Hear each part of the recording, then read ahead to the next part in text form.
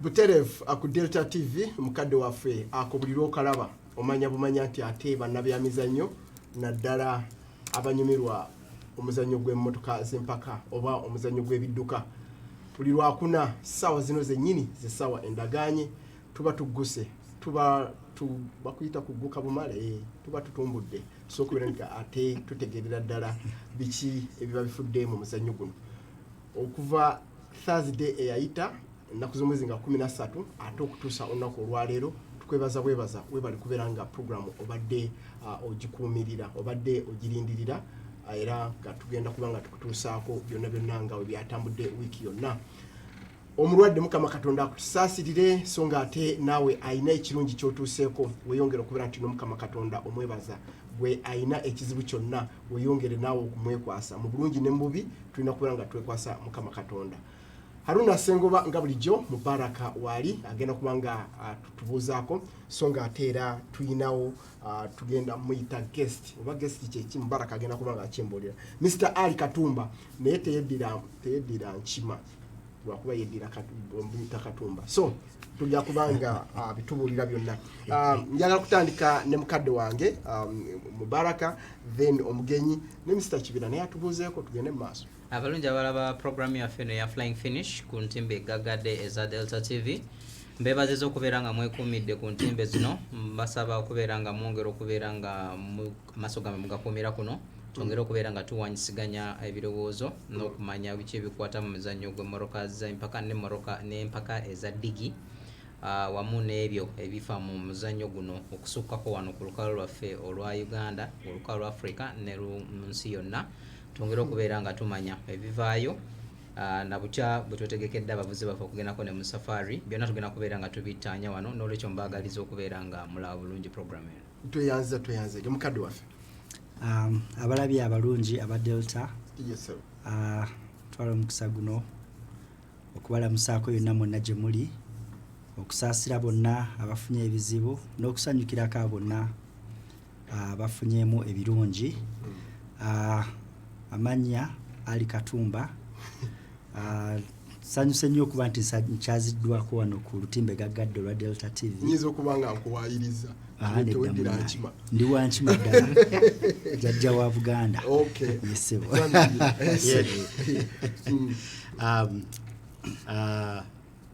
pano wannange nsanyusa okubeera nammwe olwaleero after 1 week okomawo ne tuba nga ffenna tukyassa omukka omulungi ekintu ekyo ndowooza kirungi nnyo oluusi tukyerabira okukyebaliza omutonzi ali mukwano gwange ate omuvuzi wange nsanyusa okulaba webali kujjako ku Delta TV. This is our good program Flying Finish tugitambuza ate nga buli lunaku tugenda tugyongeramu ebirungo. Abawuliriza baffe era n'abawagizi b'emmotoka z'empaka tubeebaza okuba nti buli lunaku musigala ku Delta TV temugirinda bulinzi bwe tulinayo Flying Finish ne mugiwuliriza naye ffe abagigoberera era abamanyi nti abantu bagiwuliriza tulaba nti Delta TV buli lunaku yeeyongera okugenda waggulu. So tukyebaliza abawuliriza baffe abalabi ba TV eno era tweyongere okubagamba nti no mwongere okuwagira Delta TV mwongere okuwagira omuzannyo gw'emmotoka z'empaka naye n'okusinga byonna abawagira emmotoka z'empaka mweyongere okwefaako obulamu bwammwe okumanya nti omuzannyo gwaffe guno wadde nga gutunyumira gusobola okubeera ogw'akabenje so olwo tweyongere okufaayo ku bulamu bwaffe nga tuba tuguwagira tusobole okugunyumirwanga. Tweyanzeege mukadde waffe yinza okuba nga toli ku television set y'obutereevu ku Delta TV Facebook osobola okubeera nti notufuna mu butereevu programu yaffe eno so nga ate ne ku Twitter era ekintu kyekimu bw'oba ogezezaako ofunira ddala programu eno osobola okubeera nti ogiddamu n'ogiggwa ennyalwe n'olwekyo togayaala nga bulijjo twagala kubeera nti tutandika n'agafudde mu motocross State Minister for Sports Charles Bakabulindi yava ebusiika nga kwegamba anyenya mutwe ng'endiga etenda enkuba olw'ensonga nti yalaba abaana bannayuganda Max Van P engeri gye yali abisanamuko n'aba South Africa okuva n'abavuzi okuva mu America naye Mubarak ono ajja kumbuulira gavumenti plains party yaayo mu muzannyo guno kuba erina kuba nti erina kyeteekamu. Mubaraka tutwalemuko ebusiika motocross bannayuganda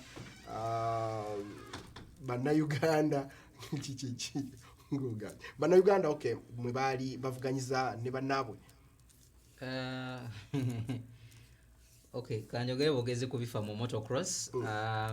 nti round eddako egenda kubeera ng'ennaku z'omwezi 7 mpaka ezo zigenda kuba busiika mwezi gwe gujja. Ng'era championship eyo bw'oba ogitunuulidde round eyo bw'oba ogitunuulidde egenda kuba etegeka banafu aba Uganda Motocross Club. Eno club jjajja wazijjajja zonna era nga ebimu ku ebyo ebigenda okubeera nga bitunulirwangwa ekinyusi kwe kulaba nti nno abavuzi abagenda okwetaba mu mpaka ezo eza round eyo bagenda kuba beetegekera okubeera nti nno balusunsulwamu ttiimu ya Uganda egenda otuukikira mu mpaka z'amawanga agali ku lukalu lwa Africa ageetaba mu muzannyo guno ogwa pikipiki. Ekimu ku mawulire agaliyo Gift Sebuguzi eggumba lye yakutuse kale nga ali ku practice naye nga abasawo bamuwaddemu weeks 2 ku 3 balabe bukya bwanaabeera naye nga kyokka ekiriyo mu class eya 65cc era obuulyawo y'omu ku abo abayinza okusuba round eyo eddako egenda okubeera ebusiika naye nga alina essuubi nti eggumba erijja kubaliza obulungi mu kibegabega wano asobole okubeera nga addamu okwetaba mu round zonna eziddako kabe kasinde neyo yennyini okubanga kati ekikulu kulwanira bubonero wasobole okubeera nga oba oli awo atangaza emikisa gye egy'okuwangula championship eno eya class eya 65cc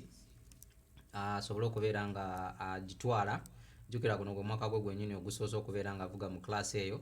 alina basanzeemu so banajja n'asobola okubeera nga bawangulako championship eyo kiyinza okuba nga kyongedde okutangaza emikisa gye. Erawundi ejja kuba yakutaano nga tugenda mu mpaka ezo naye nga n'ekirala ekiriyo be baana ba Holland family yeetaba mu mpaka za Mammoth Mountains eziri mu ggwanga lya USA mu California kutwaliza wamu. Aviv y'omu ku abo abasinze okubeera nga boolesa omutindo omulungi mu mpaka zino ezabadde ziriyo ku weekend ewedde newankubadde nti bw'omutunulira mu performance ye n'abo byadde avuganya nabo olaba nga ate kiina kyekimwongeddeko ekyamaanyi omutindo gwe gwongera kulinnya buli kiseera n'olwekyo bw'oba otunuulidde abaana abo nga bwe baliyo bonna bonsatule bonna gye bali Alon Holland mu 65 naye gyali koteka ne Stav Holland mu 85 naye gyali so nabo baliyo babangulwa mu MX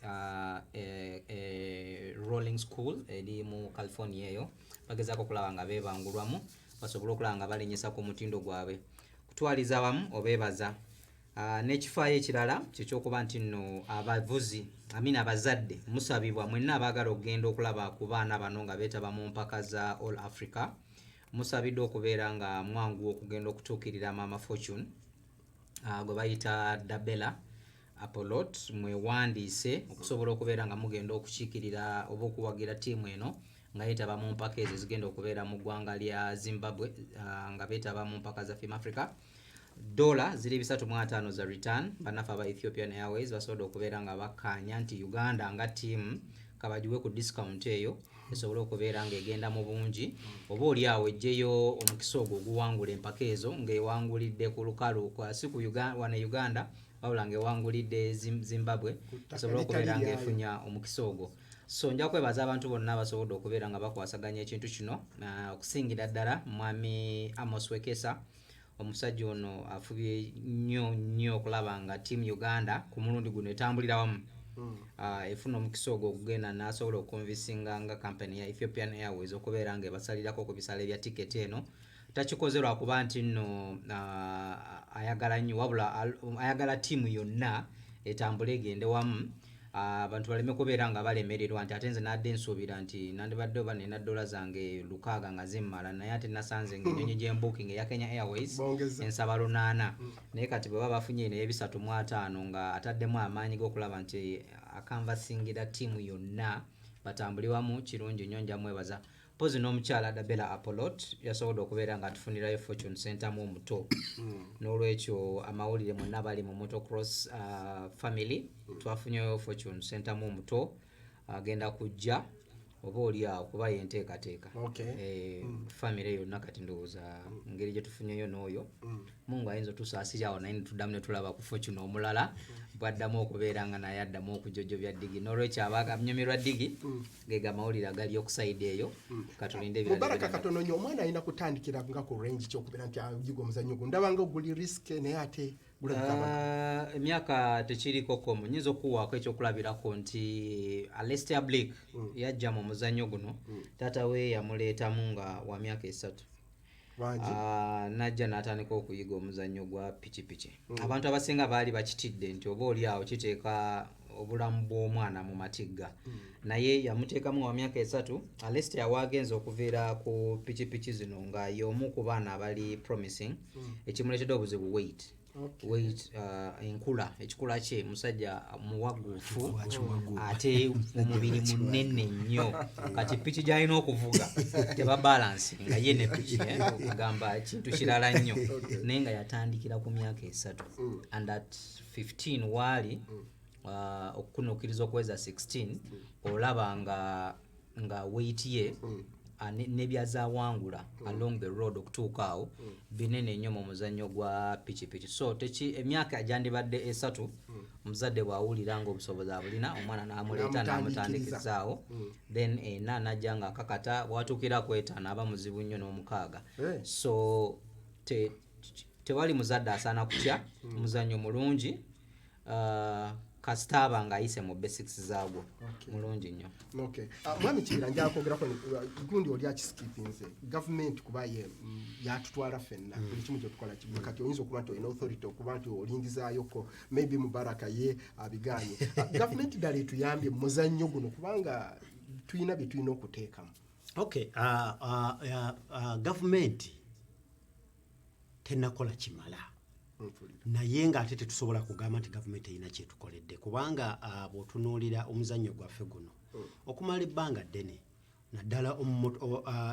pikipiki z'empaka minisita yavaayo atenda pikipiki z'empaka ekintu ekisooka Bakabulindi honorable ebbanga lyabaddewo chairman wa National Council of Sports omwami Bosco ya General Secretary kati omupya aliko sijja kumwogerera nnyo naye abo abantu babiri ekintu ekisooka babadde bajja mu muzannyo guno buli event buli bafuna obudde ye chairman wa National Council of Sports abeera ku muzannyo guno buli event Bakabulindi buli lwafuna time oba mumuyise oba temumuyise era oyinza okuba olyawo ng'otambula n'omulabako ekintu ekyo kiba kirungi nnyo bwe muba n'abantu ba regulators nga balaba omuzannyo kekibeere naffe mu federation tosobola kweyita nti omanaginga omuzannyo nga togenda kugulaba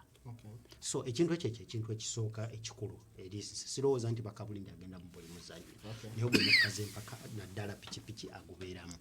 ekintu ekyokubiri budgeti yaffe bwe tuba nga tugenda ebweru bwe tuba tugenda ebweru okuvuga pikipiki naddala pikipiki recently n'emmotoka z'empaka kati batandise balina akantu ke batumenyerayo naye budgeti y'okusustaininga omuzannyo gw'emmotoka z'empaka si ey'omupiira wadde omupiira gufuna share nene naye okusustaininga omuzannyo gw'empaka ate guyinza okuba gusinga omupiira kubanga ffe omupiira osobola n'oggula ogw'emitwalo 3 n'okutandika n'oguzannyira emabega wayo backyard omuzannyo gw'emmotoka z'empaka tetuguzannyira mu backyard tegulinaawo kizannyiso kigula miliyoni 1 ne bw'ogamba nti miliyoni 1 so gavumenti era nakihintingako mu emabegako mu programu yaffe eno nti baatulabanga nga abalowooza nti abo bagagga beesobola naye over time olw'okuba nti tugenze tuba involved nga bagenda bakiraba era nze ndaba nti future ya National Council kubanga kati National Council of Sports ye government representative wa government authority y'emizannyo gyonna ndaba nti batandise okututunuulira ekisooka bakimanyi nti motorsport yemu ku federations ezisinga okubeera organized mu federations eziri mu Uganda ez'emizannyo and I will tell you nti emizannyo gyonna girina ebizibu bingi kati mu bizibu ebyo byonna mubaako asingako okugamba nti nandi kubanga ffe tubeera n'entalo zaffe naye tulina system resolving entalo balwawo tuwulira mu makooti ate bwe tubaddeko mu makooti tusobola okwetereeza so ebintu ebyo byonna babitunuulira ne bagamba nti ki abantu bano basaana okuwa okukyusiza ku budget era batusaba budget twagiwaayo tusuubira nti bajja kutuddira nga batubuulidde nti tugenda bawaako kyenkana bwe kitu ku budget gye mutuwadde. Okay, tweyanza fly finish program gy'otunuulira kati era nga tukyagenda mu maaso wabula tugenda kuba nga tuwumulamuko katono bwe tukomawo bingi nnyo bye twagala okubeera nga tukutuusaako mu byo tugenda kuba nga tutunuulira ku bannayuganda badrivers bannayuganda abeetegekera safari rally eri e Kenya so nga ate era tujja kubamu kotooki mu bannaffe mu Uganda era nga tutegeka Power of Africa rally nayo tugenda kuba nga tugitunuulira so nga ate era jjukira nti nno Formula 1 nabyo tugenda kuba nga tubikutuusaako Verstappen alabika nti nno Ferrari yataddeyo okwemulugunya kwayo erabika nti bagenda kusalawo bamuddiza sekondi ze 5 mu baraka ze yatunnyonnyola luli oba nedda so nga ate ne World Rally Championship byonna tujja kuba nga tubituukako kale katumale okubeera nti nno tuwumulamuko bwe tukomawo ebyo byonna ebirala tugenda kuba nga tutunuulira.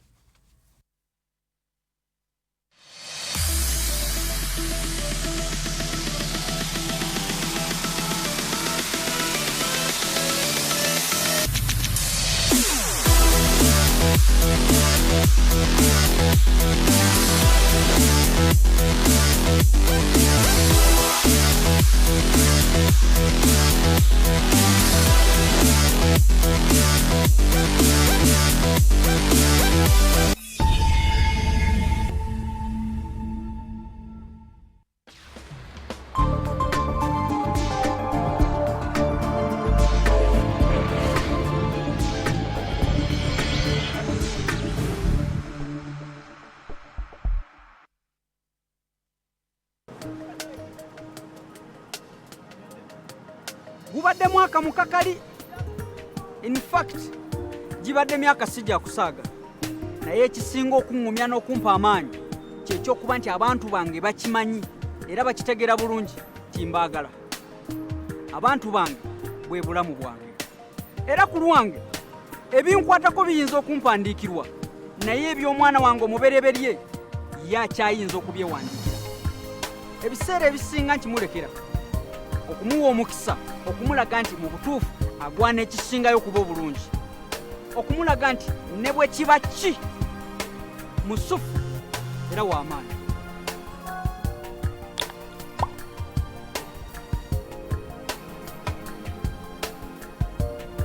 Sukuma Cash ne Airtel Money okwate ku bulamu bw'abo bonna b'oyagala kati osobola okusindika ssente ku miwendo egisaliddwako okutuuka ku bitundu 6 ku buli 100. Sindika ssente oba kwesa Airtel Money olwaleero ofune omukisa okwewangulira emitwalo 50 buli lunaku oba okuwangula olugendo olusasuliddwa okulaba omupiira gwa Uganda Cranes mu mpaka za AFCON Misiri. Nyiga *885# okutandikirawo. Airtel Money nyangu ya buliwo ate yeesigika. Amateeka n'ebiragiro bigobererwa. Airtel, the smartphone network. Okumalira ddala emyaka egisoba mu 55 bannayuganda bagitegedde balaze okwagala kwabwe ssaako n'okwesiga kampuni ya langi emu yokka okusiiga amaka gaffe obulamu bwaffe wamu n'ensi yaffe yonna era okusinziira ku bwesigwa bwe bagirinamu kino kigifudde kampuni ya langi esinga mu Uganda era nga kampuni y'emu eno ekuleetedde langi y'emu yennyini gy'omanyidde okumalira ddala emyaka egisoba mu 55 langi ez'enjawulo z'obadde weesiga okusiiga ensi yo naye nga kati ejjidde mu linnya eppya Plascon, Color Your World. Sukuma Cash ne Airtel Money okwate ku bulamu bw'abo bonna b'oyagala. Amanya bampita Sebudde Musa okuva Nansana Uganda maze ebbanga ndi ku Airtel ne kuno mukisa gomba dike ekituufu ekyo sigufunangako nanyiga *185# cash then nensasulako amazzi g'ewaka. Sindika ssente oba kwesa Airtel Money olwaleero ofune omukisa okwewangulira emitwalo 50 buli lunaku oba okuwangula olugendo olusasuliddwa okulaba omupiira gwa Uganda Cranes mu mpaka za AFCON Misiri. Nyiga *885# okutandikirawo. Airtel Money nnyangu ya buliwo ate yeesigika. Amateeka n'ebiragiro bigobererwa. Airtel, the smartphone network. Ngenda kuwangula lelo. Centenary Bank ekugonnomoddeko olugendo olusasuliddwa buli kimu olw'okugenda Egypt okulaba Africa Cup of Nations 2019. Miliyoni 2 mu nnyezi ebintu ebyenjawulo zezigenda okugabwa kw'ossa n'ebirabo ebirala nkuyanja okuva omwezi ogwokuna paka omwezi ogw'omukaaga. Okuba muwanguzi kyangu nnyo kozesa ssente visa kaadi yo ng'osasulira ebintu ku supamaketi, restauranti, ku masundiro g'amafuta oba awalala wonna emirundi egitakka wansi weena awo olyoka oyingira butereevu mu kalulu akanaakutwala Egypt okulaba omupiira gwa Africa Cup kw'ossa n'okuwangula ebirabo ndulundu. Kati nno kwasa ne ssente visa kaadi oba muwanguzi. Centenary Bank. Centenary Bank erabirwa Bank of Uganda.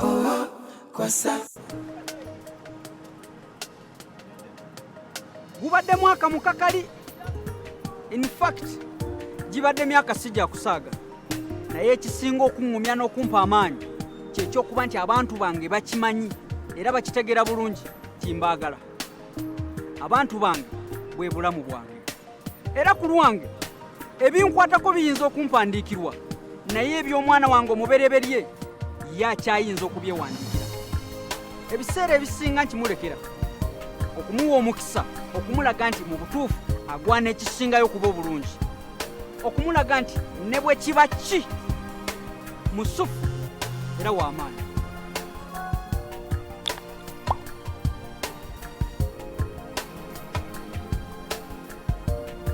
Sukuma Cash ne Airtel Money okwate ku bulamu bw'abo bonna b'oyagala. Kati osobola okusindika ssente ku miwendo egisaliddwako okutuuka ku bitundu 6 ku buli 100. Sindika ssente oba kwesa Airtel Money olwaleero ofune omukisa okwewangulira emitwalo 50 buli lunaku oba okuwangula olugendo olusasuliddwa okulaba omupiira gwa Uganda Cranes mu mpaka za AFCON Misiri. Nyiga *885# okutandikirawo. Airtel Money nnyangu ya buliwo ate yeesigika. Amateeka n'ebiragiro bigobererwa. Airtel, the smartphone network.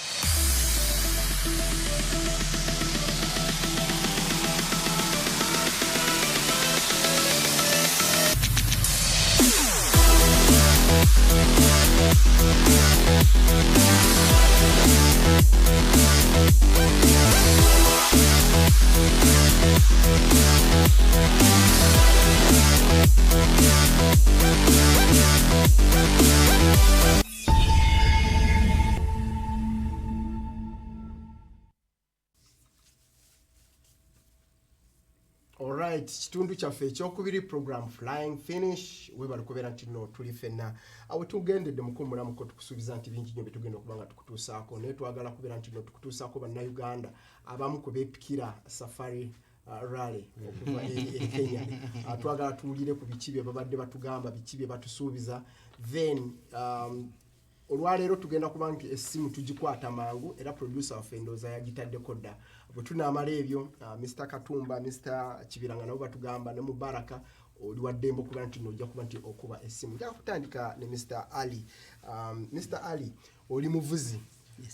wa mmotoka za mpaka naye kale katumala okubeera nga tufuna interview. Katumala okubeera nti tufuna interview okuvaako eri Christax Fitidis okukoteeka Ronald Sebuguzi, then tugenda kuba nga tugenda maaso. Producer waffe. No, last year we didn't that because we didn't. Last year it was quite not a very good, not a very lucky year for us, 2018. Yeah. So it was quite useless to go and do the safari, knowing that the possibility to finish it will be quite reduced. So I prefer to prepare the car for this 2019 season. And as the Safari is the first event of the African Championship in the area, because South Africa have been done, Ivory Coast, and Zambia last week. So now it is remaining Kenya, Tanzania, Uganda, and Rwanda. So we decided to do, first of all, Kenya, because it is a WRC candidate, to go and experience something different of what we're experiencing here, organization, road, cruise, and after that probably to do Tanzania also, to see where we can fit in the African Championship. The route, for sure, it will be a big challenge for any crew. The local one, they have this advantage. They know these routes from many years. They are using them in their local championship. It is one of the challenge that we'll find. It is exactly what I'm telling you. What they have said, especially from the correspondence that we need, they have redone almost the route to be quite fluid and fast. But still, when I see the stage like Kedong, it is a stage. I'm calling it a killer. Yep. You can feel very good. It's a tricky one, because it is a stage that you can go fast, but you can also very fast retire from there. Mm-hmm. So let's see. We'll go on record to see what how are the condition of the road, and after that we'll see. Last year it was a bad luck, because it was we have 3 issues, mechanical issues. These 3 issues have cost us a lot of points, so it was useless to fight for the rally championship. But we have focused on the sprint championship, and we won it. This year, with the new navigator, I'm not expecting to fight for the championship, but I'm not negative also. I'm not just throwing it in the dustbin and saying, no, it is finished for it. Everything is possible. Actually, I think we are lying 6th, but the point between 2nd and 7, 8, all of us, it is everything. It is possible. Don't forget, we still have Pearl of Africa, yeah, that it will give a big sign, big picture of what next. And after that, after Pearl of Africa, safari, ne safari. Erimo ebinyusi kubanga candidate rale ya WRC yabakomezawe Kenya, ate naffe tuba tufunya omukisa okuvuga WRC candidate. Eyo mileage ku ba driver esigalayo mu record mitabo. N'ekyokubiri tugenda okwongeramu okuyiga n'amateeka, okumanya amateeka g'emmotoka z'empaka, kubanga ganjawulo ku WRC. CNA eno gye bajja okugamba ti taata Joshua muweevinze kubanga mukwano gwe. Eri tugenda ku tteeka ery'eggwanga tulabe nga tugezaaho okuyiga amateeka ne okukuguka. Nsuubira emirundi gye twakagenda e Kenya giri 3. Tubadde tupafominga, twakwatako eky'omwenda, ne tukwatako eky'omukaaga, ne kikwatako era eky'omukaaga. Ekirala ne batugyamu nga tuli bakubiri nga bagamba ovulo yaffe teri qualified. Nze ndi driver mulungi agenzeko n'envuga e Rwanda, e Kenya, nga nkola bulungi. Era kyemmanyi nja kukola bulungi, ne sijja kubasuubiza nti ngenze kuwangula. Ngenze kuvuga okole bulungi. Nsuubira tetujja kukyusa nnyo ku ngeri kiwandika mu personal zaffe Uganda. Ekikulu kyalyo nna kuba nti muli beetegefu nnyo, oluguudo lwaluyiseemu bulungi, nga ne planning yammwe mugikoze bulungi. Okutwaliza awamu of course experience empya nze gyendi kubanga gwe gunaba gusoosa okuvuga at least ebweru, ono yali abaddeyoko, niwe mba nga mukwatagana nga ttiimu kubanga abavuzi mwebe mu motoka bimba mutegese mu personal sibya zammwe era kiri kyenye mujjo kolaki kyemujjo okuvuga naye nga azenguudo bwegera ku nguudo tusobola zisomasomako obuwanvu bwazo waba tunanyera amafuta bintu tuwe tunokolako ku videos obuteeddwako ku mikutu egy'enjawulo enguudo sisubira nti zijja kuba mbi nnyo era ku standard za WRC n'empaka ze tulaba ebweru enguudo zibeerako smooth okujjako nga n'obudde bwo munaakyukamukko naye k'okwetegeka twetegese bulungi yetegese bulungi ebisinga byonna ku ssaawa ya leero tuli ku final touches tumaliriza era wiiki ejja tusuubira tujja kuba mu Kenya tubaddeko ezambi ne driver wange Ronald Sebuguzi era tulabye bingi ne tuyigirayo bingi n'envuga kyensuubira nti tagenda kuvuga nga bw'adde avuga twayizeeyo bingi nnyo envuga gye bavugamu ennyingira gye bayingira amakuuna ensimbula gye basimbula eyaffe ebadde endala kati envuga nayo tusuubira ejja kukyukamu championship tugitwala gitwagala ennyo kubanga basponsa baffe championship bagyagala nnyo essira we liri era ne driver waffe championship agyagala nnyo kubanga okusinziira Mmotoka eno ebbanga lyemaze wano championship emirundi ebiri nga tuva mu ngalo kati ku luno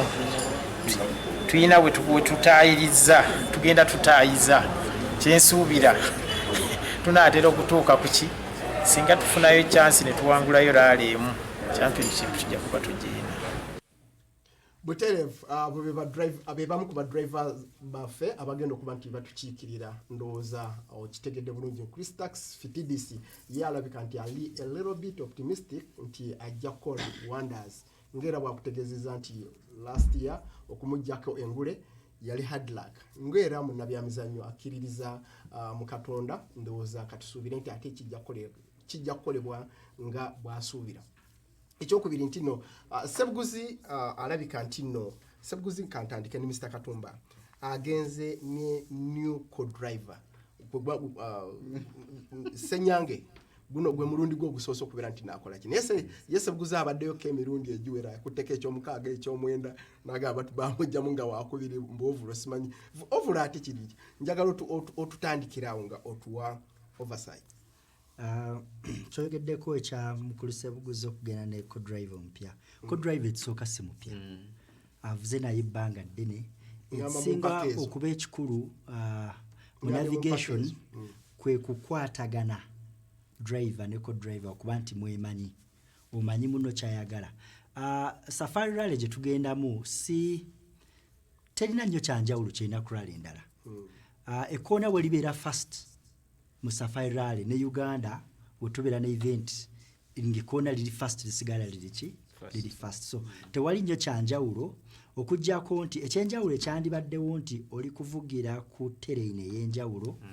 mu nsi ey'enjawulo gy'otamanyidde mu bantu ab'enjawulo enteekateeka yanjawulo so ndowooza bwe buzibu obwandibaddewo bwabanyi naye technical ebirala sirowooza nti co-driver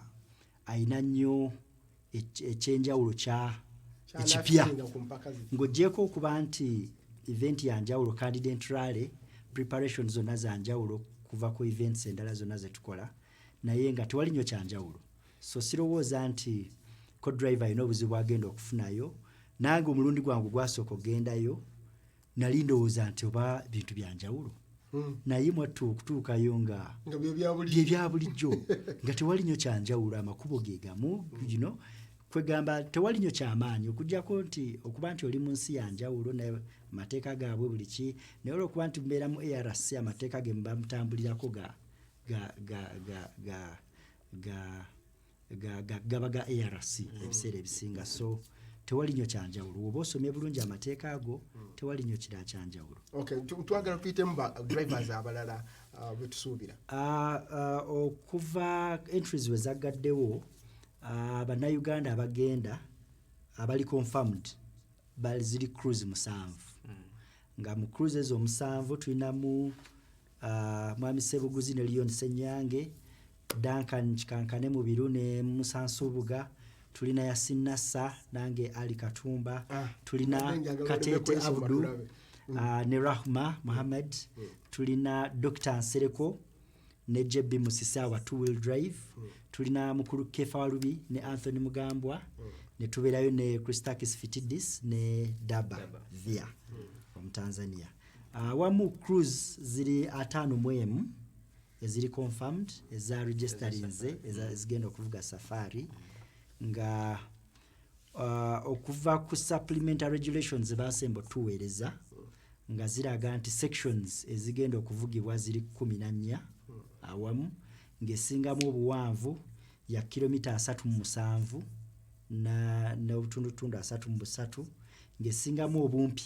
ye super special stage ya kilomita 4. Okay. So kati gwenga driver kubanga olabika moli wetegesa utya okwetegeka safari rally eno yanjawulo ku safari rally je twakolako eri tetwalina nnyo preparation y'amaanyi naye enezenga engeri gyeri WRC candidate ye event esooka okuba wa candidate rally ndowooza buli kimu baligezaako okukitegeka nga WRC. Buli challenge esingira ddala obuzibu bye tufunye nti tubeerawo twetegeka tutereza kino ne kiri nga batuweerezaayo ka note nti nga siyo saaweerezaayo notice nti bamakanika nti balina kwambala bwe bati abanaabeera ku mafuta balina okubeera mu overalls balina okwambala ne balaclava nga driver gyayambala balina okuba kwegamba ebintu byanjawulo olaba nti entegeka ya WRC era naffe experience gyetwagala okugenda okufuna okulaba nti kibeera kityeri kitegekebwa kitya. Okay, Mr. Kibira ndowooza kakati awo kamwenga aba FM y'omuyingiriramu okubeera nti awo namwe omulimu gwamwe guba gulabika okubateekateeko bayambako kano nakali. In terms of preparing our drivers ndowooza si kyekintu ekimu fenga federation kituyize nnyo okukola ba driver baffe emirundi egisinga ate ndowooza fenga federation tulina naffe okuyiga over time tulina okuyiga naye with support with financial support okuva mu government okulaba tusobola tutya okupreparinga abavuzi baffe nga bagenda okuvugira mu nsi endala tusobola tutya okubateerawo ebintu ebibasobozesa ate ebitabanyigiriza okusobola okuba nti bavuga mu nsi endala kubanga ekintu ky'okuvuga mu nsi endala tekiyamba buyambi muvuzi ono aba agenze naye kiba kitunda eggwanga. Olunaku lwaleero singa owulira ku bimu ku byogerwa ku safari si wano wokka Uganda naye abw'osoma amawulire gonna ag'ensi bwe gaba googera ku safari boogera ekigambo nti baasezi z'abawagizi zigenda kuva e Uganda. Kyekintu they are not talking about boogera ku bavuzi kubanga abavuzi bangi tulina abavuzi abavudde UK ndowooza I think nalabyemu ndowooza n'abavudde Italy. Uganda yesinza okutwala foreign entries tusinzaako abantu abavudde mu nsi endala nga bazze okuvugira safari. So oba totunda omuvuzi aba teyeetunda wabula aba atunda nsi ye aba agenze ku representinga nsi ye. So the level of support gye tulina okuwa abavuzi baffe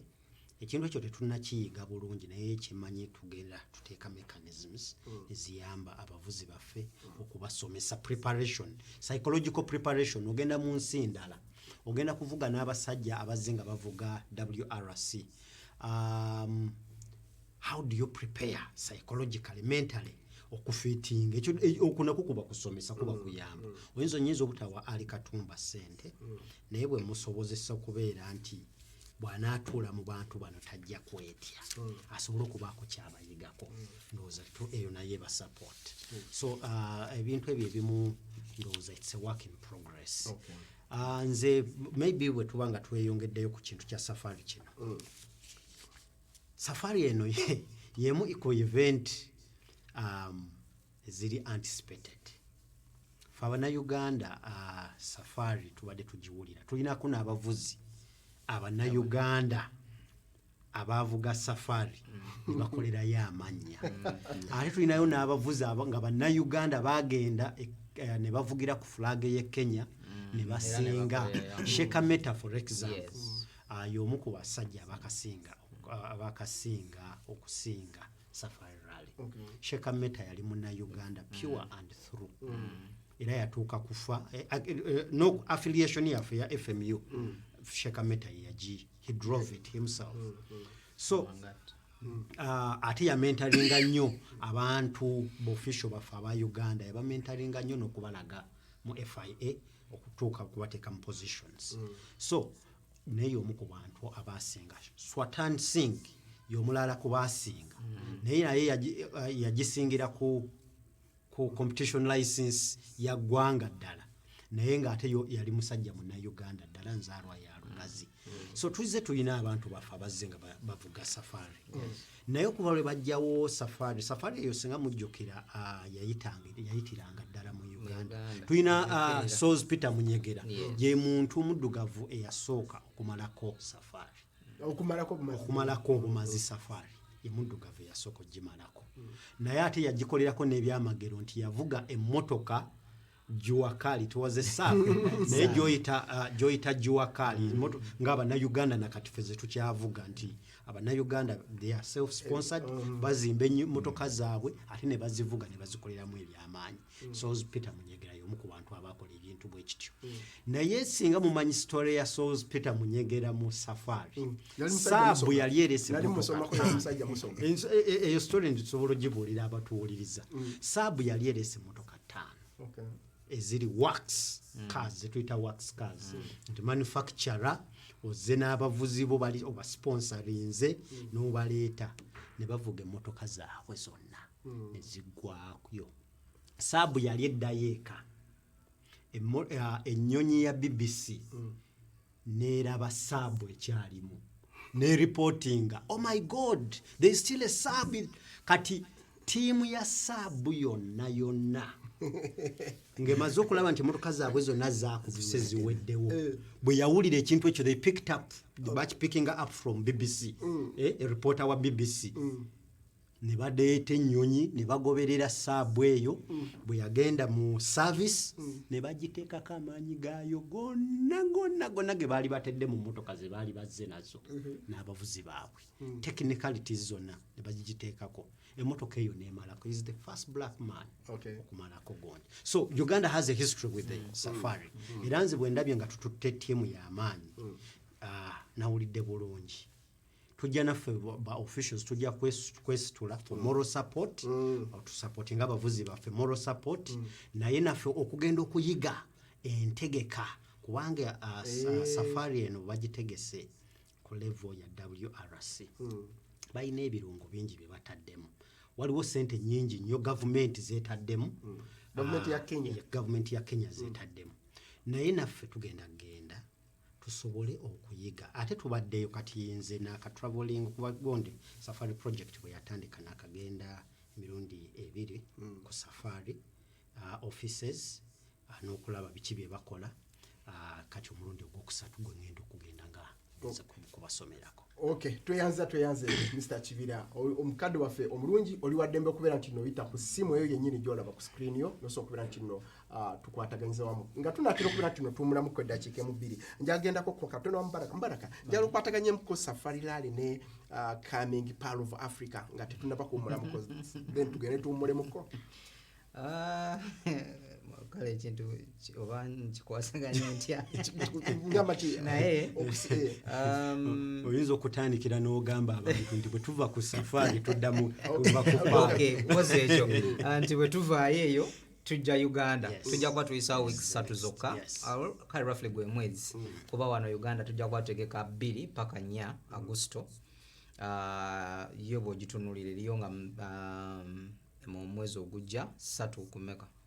no nya 5 no safari so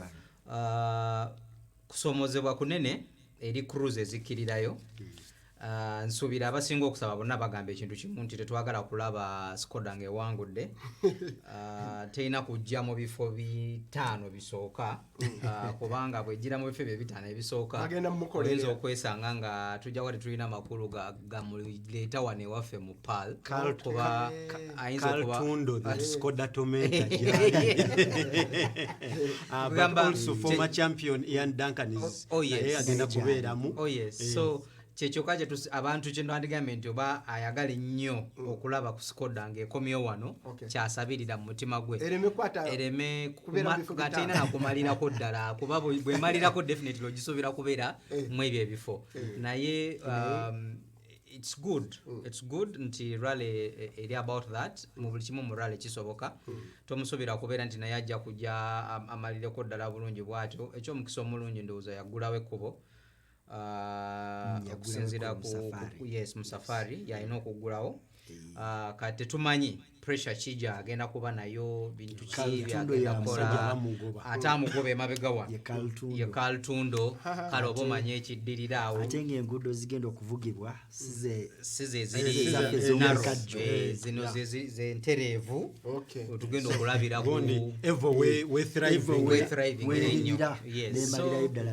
katusabe nti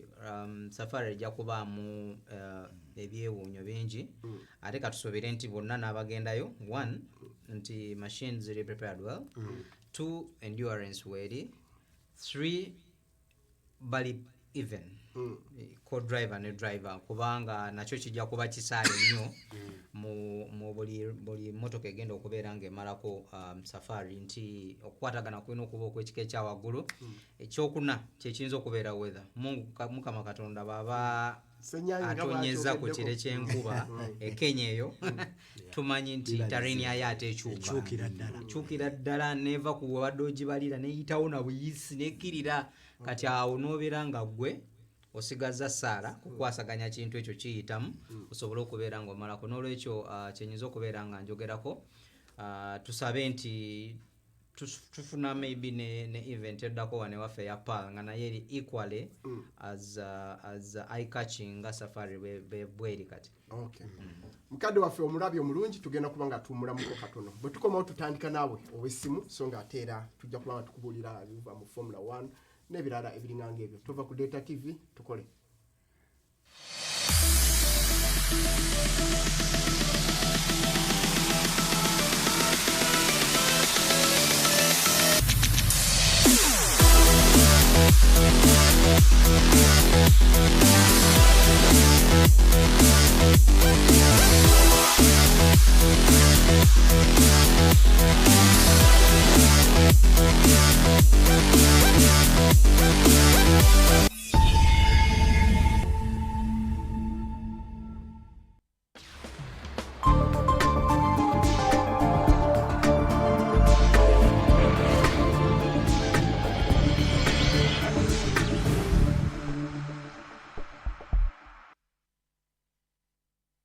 Kaswa Home Baking Flour y'engano y'omuntu owa bulijjo. Engano ya Kaswa Home Baking Flour ekolebwa ebyuma ebisinga okuba eby'omutindo mu nsi yonna okukakasa nti ngano nnyonjo ate nga ya mutindo. Kaswa Home Baking Flour yeekebejjebwa n'ekakasibwa n'epimibwa mu paketi za kilogulaamu 2 n'endala. Ekolebwa Ntake Group of Companies esangibwa mu maduuka amanene n'amatono. Okugikanda etwala amazzi mangi n'evaamu ekiwera. Osobola okugikanda n'ebyuma oba engalo okanda chapati, cakes, amandazi, cookies, birthday cakes, hot cakes, croissant, cream cakes, oba banana cakes. Eno y'engano gye tukozesa. Kaswa Home Baking Flour.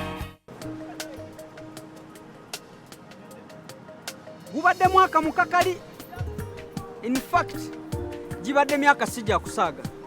Naye ekisinga okuŋŋumya n'okumpa amaanyi kyekyokuba nti abantu bange bakimanyi era bakitegera bulungi kimbaagala. Abantu bange bwe bulamu bwange. Era ku lwange ebinkwatako biyinza okumpandiikirwa naye eby'omwana wange omubereberye yakyayinza okubyewandiikira. Ebiseera ebisinga nkimulekera okumuwa omukisa okumulaga nti mu butuufu agwana ekisingayo kuba obulungi, okumulaga nti ne bwe kiba ki musufu era w'amaanyi.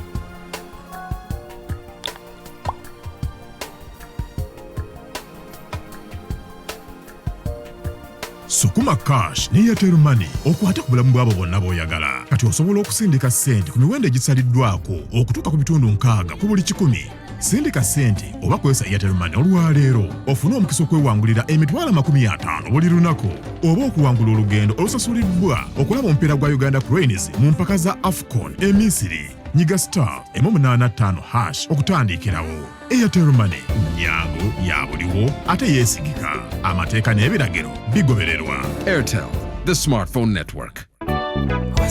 Ngenda kuwangula lelo. Centenary Bank ekugonnomoddeko olugendo olusasuliddwa buli kimu olw'okugenda Egypt okulaba Africa Cup of Nations 2019. Milioni 2 mu njeeza ebintu ebyenjawulo z'ezigenda okugabwa kw'ossa n'ebirabo ebirala nkuyanja okuva omwezi ogwokuna paka omwezi ogw'omukaaga. Okuba muwanguzi kyangu nnyo, kozesa ssente visa kaadi yo ng'osasulira ebintu ku supamaketi, restauranti, ku masundiro g'amafuta oba awalala wonna emirundi egitakka wansi weena. Awo olyoka oyingira butereevu mu kalulu akanaakutwala Egypt okulaba omupiira gwa Africa Cup kw'ossa n'okuwangula ebirabo ndulundu. Kati n'okwasa ne ssente visa kaadi oba muwanguzi. Centenary Bank. Centenary Bank erabirwa Bank of Uganda. Sukuma Cash ne Airtel Money okwata ku bulamu bw'abo bonna b'oyagala. Amanya ganze kalungi Ivan mbeera Kanyanda mbadde nga nkozesa Airtel Money okusasula amasannyalaze kusasula biru n'okusindika. Yenze na Kimera Reset nga nviiridde Namasuba nze omu ku bawanguzi ba leero mu promotion ya Sukuma Cash. Sindika ssente oba kwesa Airtel Money olwaleero ofune omukisa okwewangulira emitwalo 50 buli lunaku oba okuwangula olugendo olusasuliddwa okulaba omupiira gwa Uganda Cranes mu mpaka za AFCON Misiri. Nyiga *185# okutandikirawo. Airtel Money nyangu ya buliwo ate yeesigika. Amateeka n'ebiragiro bigobererwa. Airtel, the smartphone network.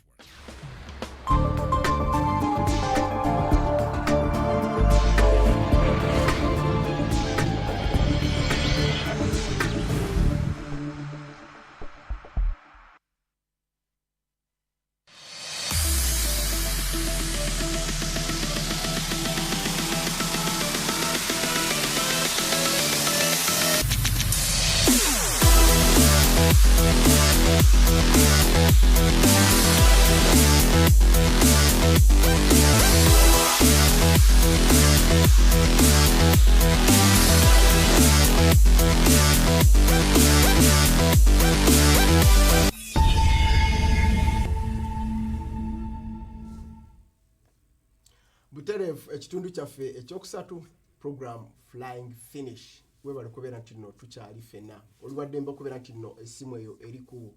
screen yo oyite okwo noosobola okubeera nti nno interactinga naffe so nga ate era twagala kubeera nti nno tukugirayo kano nakali. Nja kutandika ne Mwami Katumba. Mwami Katumba, safari rally eno erabika nti mpanvu koko okusinziira ku stages kati nga mmwe mubimanya ate gw'omu ku bagenda okuba nti mukafiiringa. Simanyi kyoyinza kubeera nti nno otandika day 1, day 2, day 3. Nga Katumba tana kukitandika nze musabira busabizi sana akasana kake endurance kuba ndowooza ekigenda okusinga okubeera ekisaale nkyogeddeko luli mu nsonga ennya zempadde nti ensonga y'endurance nze ndaba nnyo omubiri. Mwami Katumba simulabangako ng'akutte ku mazzi wano bwolabideko ebbanga lyemukavalinze mu rally buli lwavaamu juice buli lwavaamu juice hot dog naye eno safaari eno ndowooza mu mubiri kusaidi y'omubiri ngenda kusinga okulaba badreva bano nga banywa nnyo amazzi balya nnyo watermelons. No, in terms of hydration bagenda kubeera nga beetaaga nnyo omubiri ogulina amazzi nnyo kubanga gye balaga kati breakdown yakyo gye balaga nze mmanyi kyekyo ekintu kigenda okusinga okukolawo ennyo. Mr. Katumba, day 1 gitunuulidde safari rally gye tugendako egenda kuvugibwa ennaku 3 okutandika n'ennaku z'omwezi nga 5 lujja kuba lwakutaano nga 6 lwomukaaga nenga 7 lwa Sunday. Ku lwokutaano olwo waliyo sections 2 ezigenda okuvugibwa. tujja vuga ka super special mu Kasarani Stadium bana abaami bindoza ibaka design ne mwami Jeff baliyo Kasarani ya kilomita 2 ya kilomita 4 then bwe tujivaamu tuvuge transport wa kilomita ndoza nga 5 kukubo tugenda ate tukole section endala nyimpi ya kilomita 13 iyo section yejo tusuula mu Naivasha tugende ku Sopa wetuwanabira Naivasha town je bayita Naivasha wetujogenda wajjo kubeera service ey'olunaku olusooka ne park fame ey'ekiro kolo lunaku then enkeera nga mukaaga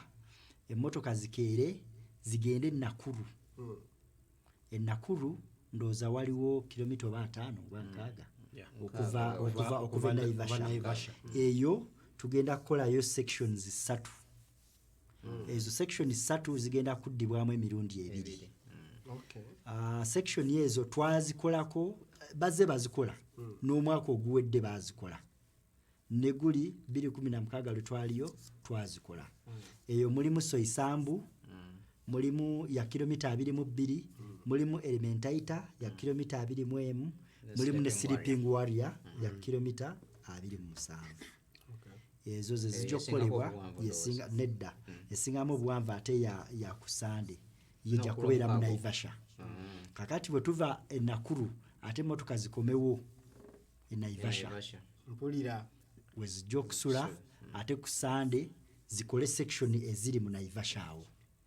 section zijja kubeera 3 esooka ya kilomita 6 bubumpi babukoze nga kuba lwe lunaku olusembayo then kuliko ne Lolidia ya kilomita 11 then tukole sembayo kuba obuwanvu Kedongo ya kilomita 37 ezo zonna ziddibwamu emirundi 2 so oba olaba kwegamba igenda kubeera safari rally olaba toto kamaro kufuna munali kusimu halo mukadde waffe wangisebo kale sebo amanya ne josinzidde sebo oli otya Kibirige genda maaso Kibirige sebo mbadde mbebazo naye nga mbuuza nti mu section ezo omubonero babala batya kale sebo toyanza Kibirige nayanza sebo webale kulaba sigala ng'olaba ojja kumubuulira nga kikola ki nga tugenda maaso kusande emmotoka section esembayo ye empanvu ya kilomita 37 zonna ez'okusande ziddibwamu emirundi najjo 2 total distance yonna awamu ng'ogase transport n'eziri competitive tugenda kukola kilomita 8 wangi mu 11 8 n'obutundu 23 transport yekka tugenda kukola kilomita 5 kamala okujja wano hello Hello wangi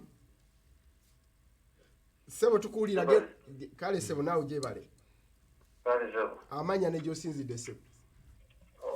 bamuta sebo Shafiki we mukono jebale Shafiki sebo genda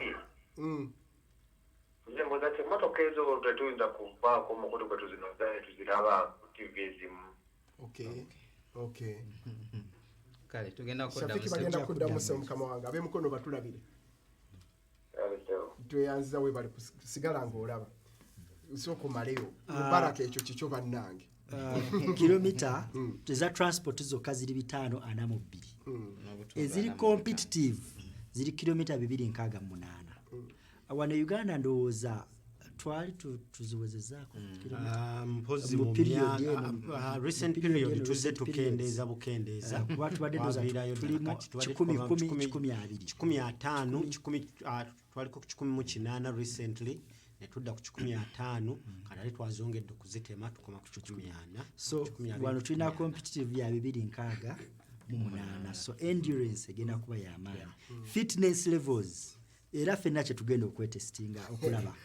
okugezaako ekipya fitness levels n'ebirala byonna kugamba ejja kubeera mmotoka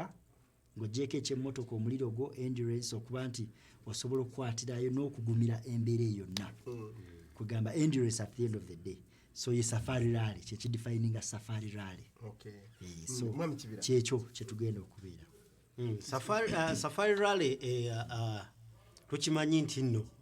okuva edda nedda yayitibwanga the world's toughest rally. So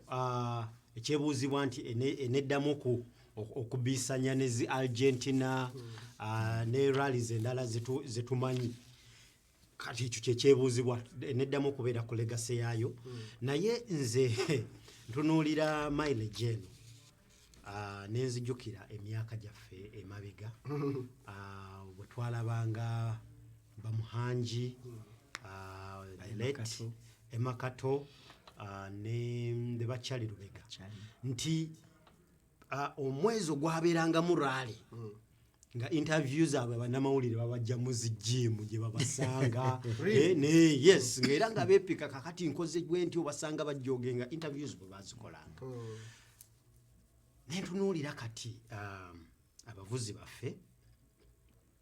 tubadde tuzze tubakendeereza challenges twongera okufuula rally easy kati ate safari yakomyewo ng'ate erina okutuzaayo waggulu mbadde nkitunuulira bwe nti neŋŋamba nti tetutuuse ate okuddayo ne tuddamu ocreatinga grit omuntu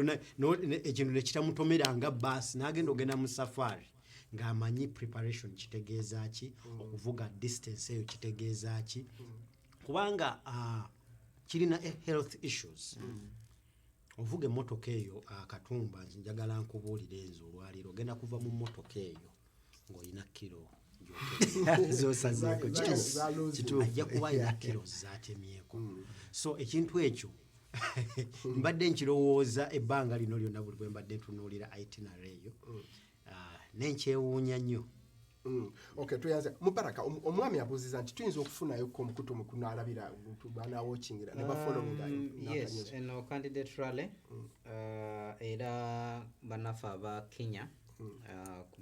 website yaabwe balina course lot egenda okubeera nga efuba okustreaminga kye tuyita streaming era mukakasa nti alina okugendako ku mukutu ogwo asobole okubeera nga alaba ne WRC plus egenda kuba eraga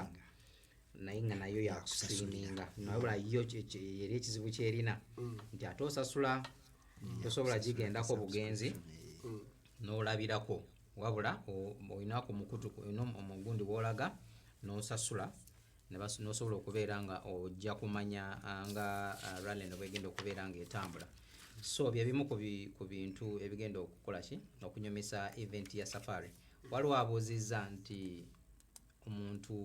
bapima batya awangudde kati ndowooza mwami Katumba waali wano bwe naayogera ku lulimi lwange lwa kinnamawulire naye omuvuzi w'emmotoka wano waali asobola okunnyonnyola mwami Katumba babagira batya abadde mwami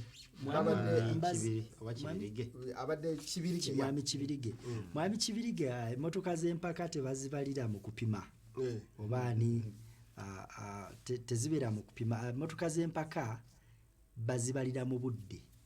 omuzannyo gw'emmotoka z'empaka muzannyo gwa budde tuwano ojja kuvugira obwotyo bakuwa time nti bakugerera abatestes nti ogenda kuvuga kilomita 25 tusuubira nti mu ddakiika 3 ojja kuba ozifulumye naye kati kwe babalira asinze ogivugiddewo bbanga ki asinga okuvugirawo ebbanga ettono yaba awangudde section eyo kati ze bajja bagatta zonna nga bazitegese ne bagatta obudde obwo bwonna abasinze ovugira obudde obutono yaba awangudde budde bakugeredde okubuyitamu ate gwe nga bakuteekako mbanvuze nnyo ate nedda bwe bakugamba nti ogenda tukuwadde ojja vugirawo ddakiika 3 ate gweovugira wate essaawa namba n'ekitundu gwate bakuza bbali bagamba wano toli mu kintu kituufu wazze mu kyalo kukyala. So omuzannyo gw'empaka gubeera gwa budde asinga kyovula emmotoka ezo zidduka nnyo tezidduka nnyo mbu lwakuba banyumirwa banoonya budde. So kyekyo tweyanzege katono nnyo ndowooza tugendekoko eri obunaayira nga obudde bututwala tugendekoko ku Formula 1 katono nga kyagala kubeera related ku ekyo kubanga babadde bakayagana Verstappen ne munafe Lewis Hamilton bakayana kubanga Ferrari yatuteyo okwemulugunya kwayo eyagala buseconds sina dakika de buseconds 5 bayinza okubeera nti bagibaddiza kiri kiti ekyo njala kutandika ne Mubarak nkayana yadde ya Vettel Sebastian Vettel ku wa Ferrari ne FIA okubeera nti no ayagala kujulira kwekyo kyebamukolako appeal ayagala kuwaayo appeal ajulire ng'awakanya kiri ekyomuwa penalty ya seconds 5 naye ate tiimu yaabwe erabika ekyo kya appeal ate yasoose neyekubamu negaawo waayi tuyinza okujulya nekikola ki kitulya kuba kiri mu tteeka kati basooka bagamba nti katukigikoze ki katuddeko ebbali tunoonye engeri gye tuwogerezeganyaamu ne FIA eno ku nsonga eyo yennyini naye nga tetugiteese mu ngeri yakola ki yakujulira kubanga bwe bajulira ate FIA eyinza okwongera ne bawenga esinga nga ttiimu Ferrari. So kino bakitaddeko emabbali ne basalawo basooke bakole ki basiriikiriremu. Era ndowooza amateeka n'amajja ku ngeri ki gye bagenda okubeera nga bongera okulaba nti omuzannyo gwongera okugaziwamu n'okugukuuma nga guli wamu era gagenda kwongera kino kyayongedde okusajjula kuba kati kyakutte kuba rivals abasinga okutunuulirwa mu muzannyo gwa Formula 1 bagenda kuddamu balabe butya amateeka gano ogenza okubeera nga oba oliawo gaweebwa enkizo gaddemu gekkaanyizibwe oba oliawo ate baleetemu n'ebipya oba oliawo babeereko n'ebirala bye bajjamu naye nga tosuubira kubeera nti nno bajjamu wabula ate kwongera bongeze biki bipya kuba omuzannyo gwongera kukola ki kukula buli kiseera. So mu mwezi ndowooza ogwa October bayinza okukkaanya ne basobola okubeera nga baleeta bino kyekyo kiriko mu Formula 1 side eyo pozi era Grand Prix Ferrari boss wa Ferrari ayitibwa Matteo Binotto yavuddeyo n'alaga nti no bwe baba bagenda mu French Grand Prix track eyo tekola ki teba favoring nga team naye omanyi oluusi bwe bibeerawo ekyo kye bayita kati mentality nti boogera ebintu ebimu okugezaako okuzimba obwongo bwabwe oba okuzanyira ku bwongo bw'omulabe waabwe munnaabwe gwe balaba nga abavuganya ennyo nti Ferrari bw'oba ogitunuulidde bakoze bulungi nnyo awo kugundi ku track ya French Grand Prix babadde basaale nnyo mu kulaba nti nno batwala poles ate bazibuildingirako nnyo naye ekyenjawulo ekibabaddeko omulundi guno nti ate balemeddwa season eno yonna balemeddwa nnyo okuzimba ttiimu yaabwe okugisussa wawe yali omwaka oguwedde twagenda okujja mu French Grand Prix omwaka oguwedde nga Vettel asinza Lewis Hamilton akabonero kaali kamu naye ate bw'okitunira olwaleero amusinga obubonero bumeka 62 ekitasoboka kubeera nti nno bw'oba oratinga chances kati nti Ferrari osobola ogigamba tesobola kukola comeback nejjesuza Mercedes championship y'omwaka guno kati Mercedes naddala nga balina omusajja nga Toto Wolff nkulayirira tebasobola kusuula lead eno gye batutte nesobola okubeera nga bava mu ngalo bagenda kukola kyonna ekisoboka okulaba nga emmotoka yaabwe egenda mu race zonna eziddako nga bamanyi kye baagala era bajja kijjayo ate Ferrari ekikyeremeddwa okukola olwaleero mu mwaka guno compared ku mwaka oguwedde kuba bali spot on ndowooza ng'era betuze tukiraba balina okuddayo ku drawing board Ferrari banoonyeyo omuvuzi omuto alina obuvumu gwe bayinza okukkiririzaamu ne bagaa nti katono gwe tuba tuteekawo atwonoonere naye ng'ate asobola otuteekerawo okuvuganya ne ttiimu ya Mercedes kubanga twetaaga kuwangula tukooyo okubeera nga tuwangulwa buwangulwa kino balina okuddawo ku drawing board balabe engeri gye baddamu okubeera nga bakisaanyamu so osuubira nti tewaliwo nnyo kyamaanyi kijja kukyuka era osuubira nti Mercedes ku lwange erina slight age nga bagenda mu French Grand Prix no okubeera nti nno basobola okubeera nga bagiwangula ne bongera okuextendinga ku lead both mu driver standings ne mu constructor standings. Njagala kugambira wa mwami kibira mu mmotoka mu bintu bino entirely driver as a driver oba company ekola kicheki kola difference ndoza ebintu ebyo byombi bikulu botunuulira Ferrari mu budde bwa Schumi machine yali nnungi nnyo actually Ferrari mu period eyo yali esingira ddala team zonna ezaali zigiddako emabega okutuusa wabaawo skando y'okubba technology oba mugijjukira skando y'okubba technology awo ebintu bwe byatandikira okukyukira kati ate olwaleero Mercedes wadde nga Hamilton mulungi ddala naye ne technology wa Mercedes ya improvinga nnyo ate Ferrari ne stallinga muko katono kati ate Ferrari tandise okuimprovinga emmotoka eyo nze singa butunuulira rivalry ya Vettel ne Hamilton yatusuubiza bingi eyo rivalry yatusuubiza bingi they were both young men bonna baali bakozeeko ebintu ebyewuunyisa n'emmotoka zaabwe so lwali tusuubira bingi nnyo naye ate ne badelivaringa the rival delivaringa nothing kubanga yafuuka one way ekikulaga nti nno wadde nti abavuzi bombi baali balungi emmotoka ziyinza okubaza abatima wamu omu emmotoka yinza okuba ya mutima wamu nze ni muwagizi wa Ferrari I'm a Ferrari person so nkimanyi nti twafunamu obuzibu omukusimu nsobola okubeera nga tusiibwa hello Allo kale sebo amanya ne gyosinzidde sebo kibirige yanzeemu okuba kibirige kaluga ntebe walimu Mike Schumacher yalaga wa takyavuga yakaddiwa abadde namulwadde ebiseera ebyo mangi tugenda kuddamu agenda kuddamu toyanze gakibirige abatulabire maliriza njagala genda wakati ekintu ekyo bwetubanga nga tumaliriza nti combination y'ebintu byombi eba nnungi omuvuzi alina okuba omulungi ennyo mu mmotoka z'empaka kintu kikulu nnyo kubanga kirimu ebirungo omutima gw'omuntu gwavugisa embala ye bw'aba avuga embala ye oyinza okuba nga oli mulungi naye ng'ovuga kwonoona ffe tulinako abavuzi wano betubadde nabo speed merchants naye nga talina strategy really so kakati it's a combination machine the driver and the team bwetunamu ne ku standings kati nga bwe bali Lewis Hamilton akyakulembedde obubonero 162 Valtteri Bottas bano bombi ba Mercedes yamuddirira obubonero 133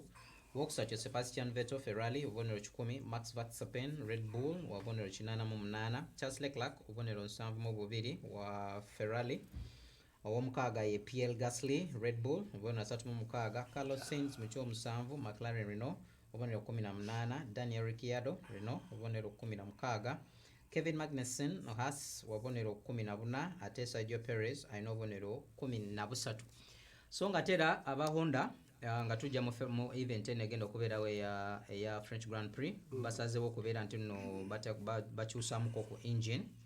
ng'era ajjukira ba service providers ba teams ebbiri eya Red Bull ne Toro Rosso ng'era mu weekend eno ogenda kulaba Max Verstappen ne Pierre Gasly kwoteeka ne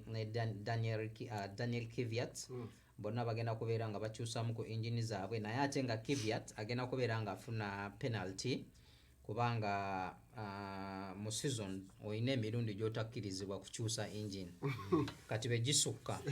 ofuna penalty kakati okwewala ekyo jukira timu yonna yenne munne Alexander Albon kati ye engine bagenda gikwatamu kubanga tayinza kubeera nga Daniel Kvyat afunye penalty ku grid ate noono naye naabeera nga kyekimu so basazeewo engine eyono kabagireke bajja gikwatamu oluvannyuma lwaki lwa French Grand Prix ono asobola okubeera nga afuna penalty eno basobola okubeera nga bavuga okugenda mu maaso so ge gamawulire agali okusaidiya banaffe abanyomera omuzannyo gwa Formula 1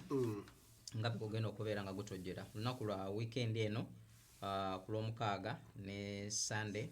bagenda kuba abanyomera French Grand Prix ku WRC nga babadde oyogeddeko rally egenda okuddako ye rally ya Finland rally ya Finland eyo abagimanyi ye rally esinga okubeera ey'omutawaana ndowooza nga bwe twogeddeko nti wano twalina safari nga esala Kenya, Uganda ne kiri Tanzania ne rally Finland eno kumpi kyenkana bwe yali naye nga nayo ezezimbibwa okuva gyevudde emyaka gya 1995 ndowooza ye rally yokka bw'oba ogeraageranyezaamu bukyanga etandika kubeera mu mwaka egyo abazi bagiwangula ebiseera ebisinga badde basajja ba finish bate ba mu finish aba mu Swedish so batono nnyo abakikozeeko kubeera nga bawangulirayo nga si baayo esinzalwa zaamuli zenyini naye nga abasinga boomo naye nga bw'oba otunuddemu 2018 yawangulwa Otistanak yalinga ye defending champion waayo agenda kulaba nti oba 2019 nasobola okubeera nga akikola 2017 yali Espica Lapi 16 yali Chris Meck 2015 yali Jerry Matilatvala ate 2014 era yali Jerry Matilatvala katono yagirwanira n'agyeddiza 2014-2015 n'agidefendinga so nga ate 2013 yali Sebastian Ogi 2012 Sebastian Loeb ne 2011 Sebastian Loeb 2010 yali Jerry Matilatvala so bw'oba otunuddemu byebyo ebyafaayo ko ebitonotono ebya Rally Finland nga bezeevugibwa naye nga ate nayo bw'oba otunudde ku championship yayo nga bwe bali kati oluvannyuma ya Rally Italia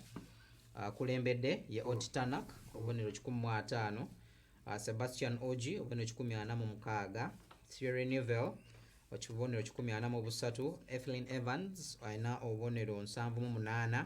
Temo Soninen obubonero 62 Chris Meck obubonero 6 Andres Mikkelsen obubonero 56 Dani Sodo alina obubonero 52 ate nga Espaki Lapi alina obubonero 4 Jerry Matilatvala alina obubonero naye 40 bebo 10 nga bwe bazze bakulembera mu WRC nga betuyimidde kati nga tutegekera okuzaako Rally Finland. Rally ya Finland eriyo mu weekend yemu neya Pal okuvanga lumu mpaka 4th Dani Sodo yawangula Italia Dani Sodo yes ndoze yali surprise ya Rally Italia naye mu ngeri esinga okubeera ey'omutawaana nti singa tekwali kufuna bizibu bya Ogi yali agenda mulyako rally eyo naye yafunamu ka breakdown katono nnyo Sodo n'asobola okubeera nga ajja n'asobola okubeera nga awangula rally ya Italia so kirungi nga bwe twagaye motorsport ali fani bajja mu sections esembayo naye omusajja steering nekola ki ne slowing nga takyasobola kudduka nnyo ng'alina kugenda mpola afulume afune ne chance osobola okubeera ng'egenda ku FFF Sodo wamusanga awo n'amusabikirwa mu section eyo n'akomekereza nga rally agimuliddeko bw'atyo so rally yali nnyuvu nnyo ya Rally Italia abaali bagyogerako luli nga bagiwakanya nti erina ebizibu byayo bingi baali baleese obuzibu bw'amaanyi nnyo nayo in terms of endurance ye rally yogerwako ng'esinga okubeera ey'omutawaana era abasinga ogivuga bonna bagitya bagiwanda lulusu kwegamba bate naanakubaawo nga baga tugenda awantu wasinga okubeera abazibu naye that's rally mukadde waffe omulabi omulungi tetuyinza kubeera nti no tusukka wano kirabika nti tuba tukyayagala okgendayoko naye obudde bwaffe Delta TV bwe yatugerekera buba buweddeko twagala kusiibulira wano paka ate Thursday ejja naye nga njaga kutandika ne Katumba abalabi bawe obweyamu mu safari ate moyo nga muganda wange Ssebuguzi we yagambye tetujja kusuubiza buwanguzi naye tugenda ku representinga Uganda tuveeyo n'ekifo ekisaanidde. We are going to try to put a show. Tugenda gezaako okulwana okulaba nti tufuna results ennungi naye tetujja suubiza bingi nnyo naye kyekyo tusuubira results ennungi. Nze mpozi nga tumaliriza ebyokwogera tubadde na bingi naye weekend eno tugenda kubeera Kayunga, tugenda kubeera ne autocross event ya FMU gyeorganizinze nga FMU egenda kozesa autocross event eno okwegezesaamu okulaba level of preparedness yaba official baayo era nga tusuubira nti abantu baffe bajja kubeerayo, abavuzi baffe bagenda kubeerayo nabo beegezeemu nga bavuga n'okutegeera ekifo mwe tugenda okuvugira parallel kigenda kubeera Kayunga. Mubaraka tugende bwe abalungi badde balaba program yaffe eno Flying Finish ku Delta TV mwebale kubeera nga maaso mbadde mugakumbidde ku ntimbe gagadde mbajjukize mwenna aba motorsports fraternity ne sports in general tubannange tuddemu tujjukire Ian Interiors wali ku showroom yaabwe e Namugongo tuyiteyo tusobole okubeera nga tujjukira muganda waffe oyo mu ngeri esinga okubeera eyakatawi enjogera bweri kale nze Haruna Sengoba ku lwabannange kugamba bwa nti abadde ku kamera bamuyita Philo so nga ate eri this time round ebaddeyo Simon yabadde akutuusaako kano nakali kale atakumira mpeera akutukumire programu eddako Senga ne Kojja be bagenda okuba nti bakubuulira kino oba abawo saagala byogerako. Mukama Katonda akutukumire beera bulungi.